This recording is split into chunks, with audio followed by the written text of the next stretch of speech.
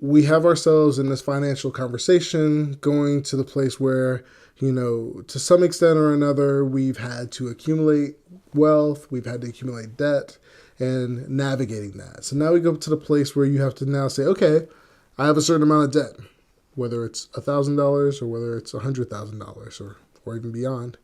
And now I need to figure out how to manage that, how to make it a smaller number. In this conversation about paying off debt and some tools that we can use, we have referred to that in some places in the previous posts, but in this post specifically, we'll just hone in on a few ideas, principles, and tools that we can use for that.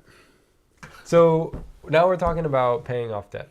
So, here we're looking at folks most likely out of college, been working a bit and realizing, whoa, these student loans really aren't going away. And then I've added a car payment and rent and all these other things, and they're all adding up.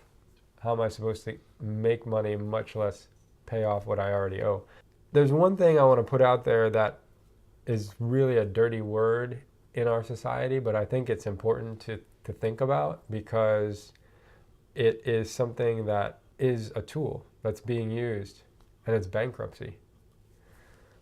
Basically what bankruptcy means is that you're unable to pay your debts, and therefore you go to bankruptcy court and all of your debts are either wiped out or consolidated.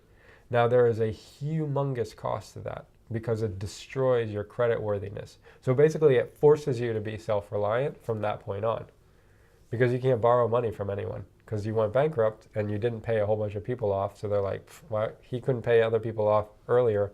Why are we going to give him more money? But that being said, there are a lot of people that, borrowed money to buy houses at prices that were inflated and also with interest rates that were inflated. And those people owe more money on their house than their house is actually worth. So they are walking away from those houses and they're walking away from those mortgage payments. We can't build a society based on the value of just walking away from debt.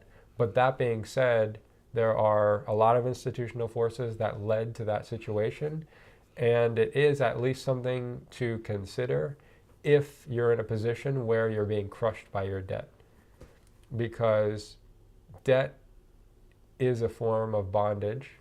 And if your debt is excessive, you will be working exclusively to service the interest on that debt, not even pay off the principal. So that's kind of the extreme scenario. But if you have, like most of us, we do have a significant amount of debt. The first thing you got to do is you have to consolidate your debt. And you have to do it with an institution that's trustworthy, because there's tons of internet scams where they're like, consolidate your debt, and then you don't know what's in the fine print. But if you go to a reputable institution and you can consolidate your debt, basically what that means is they would roll your student loan, your car payment, your credit card bills from maybe 2 or 3 credit cards into only one payment. So instead of owing money to like 6 different people, you only owe it to one person.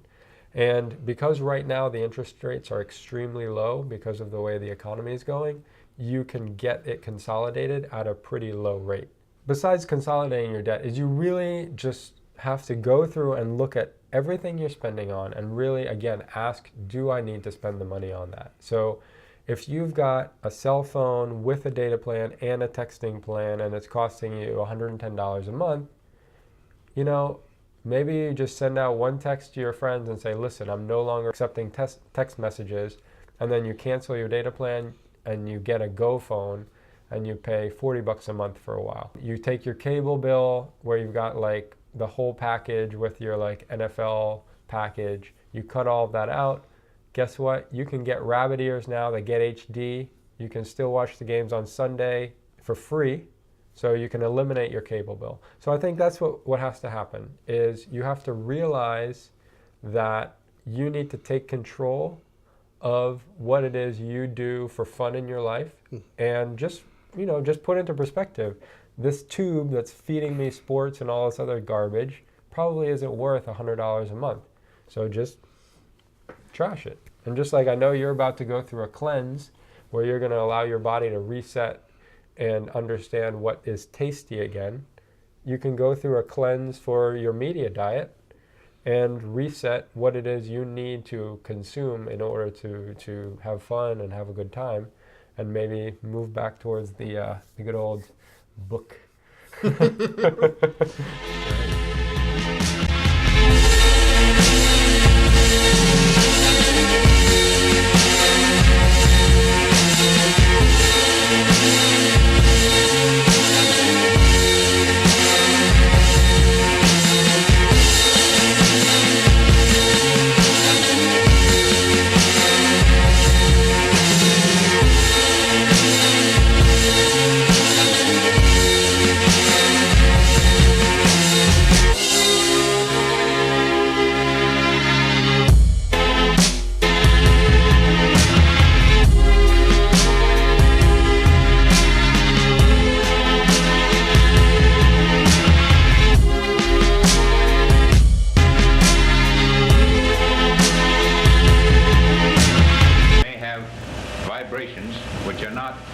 visible to the eye, but which are rapid enough to be sensed by the ear.